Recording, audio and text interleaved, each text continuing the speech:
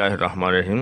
अस्सलाम वालेकुम दोस्तों और बुजुर्गों। दोस्तों तुहाडे सामने मैं एक वीडियो लैके हाज़र होया और ये वीडियो वाकई बहुत कमाल की चीज़ है, बहुत कमाल का नुस्खा है, बहुत ही ज़बरदस्त है। हालांकि ये नुस्खा मैं पहले अपलोड कर चुकिया वा, तो हुण तुहाडे सामने ये मुकम्मल जड़ा ना मुकम्मल जड़ा इहदी तुहानूं वीडियो बना के भी दसांगे और सारी डिटेल तुहानूं तुहाडे सामने दिखावांगे। और तुसीं देख रहे हो कि यह कुआर गंदल है, यह कुआर गंदल का पौधा है। ठीक है, यह कुआर गंदल दीयां फलियां ने। कुआर गंदल दीयां असीं मोटियां मोटियां फलियां लवांगे और ये मोटियां फलियां जड़ियां होणगियां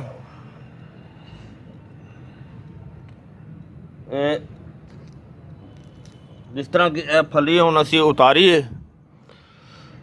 तो इसनूं असीं इसका गुद्दा निकालना है। जिस तरह कि असीं पहले भी उतार के रखियां ने,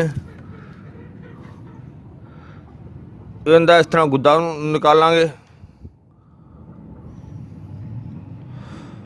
और इसका ये गुद्दा जिहड़ा ना वो साडे नुस्खे दे विच साडे इस्तेमाल च होएगा। साडे इस्तेमाल का जनाब वो बड़ा बेहतरीन जोज होएगा, क्योंकि ये जिहड़ा असीं इहदा कुआम कड्डांगे ना, कुआर गंदल का जिहड़ा गुद्दा निकालांगे विचों सारा, ये जनाब इस दे अंदर बाकी का जिहड़ा नुस्खा शामिल करांगे वो तुहानूं बाद च दिखाने आ। फिलहाल तो तुहानूं ये दिखाण लग्या कि इहदा असीं यह गुद्दा किहड़े तरीके दे नाल निकालना है।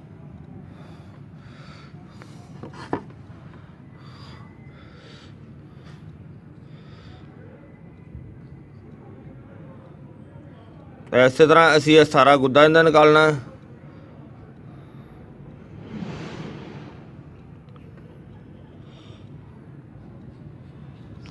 देख रहे हो तुसीं, यह बिल्कुल साफ हो गई हुण छिलका इहदा।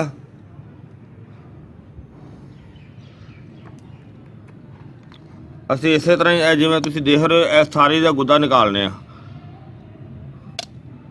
इस थारी का गुद्दा निकाल के फिर तुहाडे सामने बाकी का सारा जिहड़ा ना वो नुस्खा जिहड़ा ना वो तुहाडे सामने शामिल करांगे। क्योंकि फलियां जिन्नियां अच्छियां होणगियां, जिन्नियां मोटी फली होवेगी उन्ना गुद्दा ज़्यादा अच्छा निकलेगा। क्योंकि फली मोटी और सेहतमंद होनी चाहिए है। तो तुहाडे सामने सारा फिर शामिल करने आ। पहले सारा ये गुद्दा निकालने आ जी। सारा जिहड़ा कुआर गंदल का गुद्दा कढ़ के सारा अलहदा कर लिया और उसके सारे छिलके जिहड़े ना वो अलहदा कर दिते ने। इहदे ते काफ़ी ज़्यादा टाइम लग्या है, काफ़ी ज़्यादा मेहनत हुई है, क्योंकि गुद्दा करना थोड़ा जिहा नहीं बल्कि काफ़ी मुश्किल है। तो ये असीं कढ़ के अलहदा कर दिता। हुण असीं तुहाडे सामने बाकी नुस्खा शामिल करेंगे।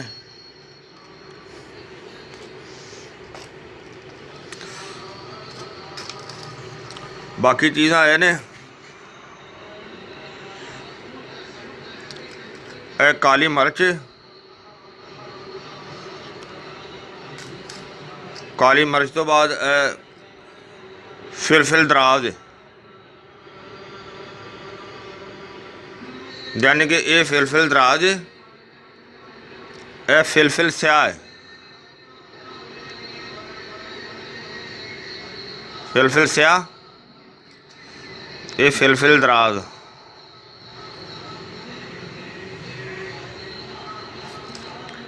तो अगला जिहड़ा तुसीं देख रहे हो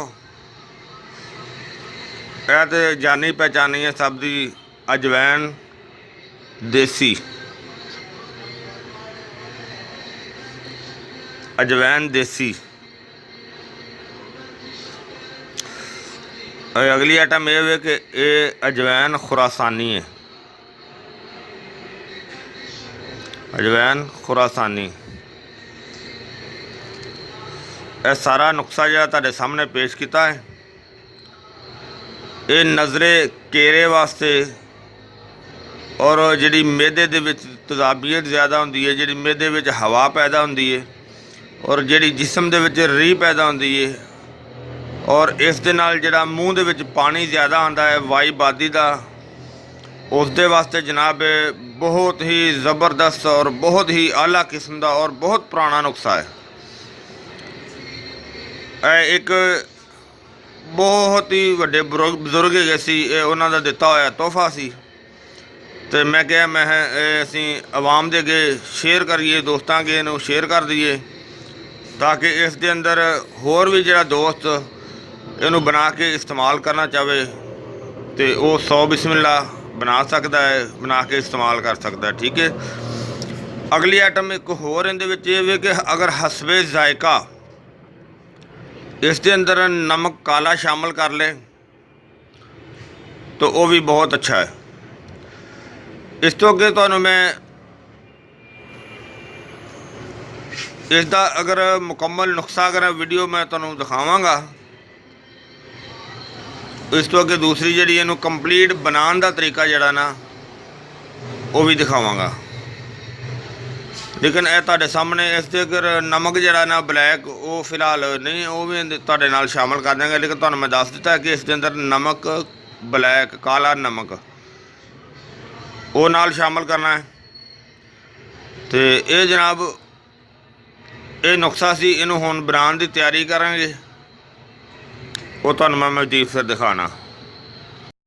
ਹਾਂਜੀ, ਇਹ ਜਿਹੜੇ ਚੀਜ਼ਾਂ ਨੇ ਇਹ ਬਹੁਤ ਹੀ ਸਾਰੀਆਂ ਅੱਛੀਆਂ ਚੀਜ਼ਾਂ ਨੇ, ਬਹੁਤ ਹੀ ਜ਼ਬਰਦਸਤ ਚੀਜ਼ਾਂ ਨੇ ਤੇ ਉਮੀਦ ਹੈ ਕਿ ਇਨਸ਼ਾਅੱਲਾ ਇਹ ਤੁਹਾਨੂੰ ਇਹ ਵੀਡੀਓ ਅੱਛੀ ਲੱਗੀ ਹੋਈ ਹੋਵੇਗੀ, ਇਨਸ਼ਾਅੱਲਾ ਅੱਛੀ ਲੱਗੇਗੀ ਵੀ ਔਰ ਇਹਦਾ फ़ायदा ਵੀ ਬਹੁਤ ਹੀ ਕਮਾਲ ਦਾ, ਬਹੁਤ ਹੀ ਜ਼ਬਰਦਸਤ फ़ायदा ਹੈ।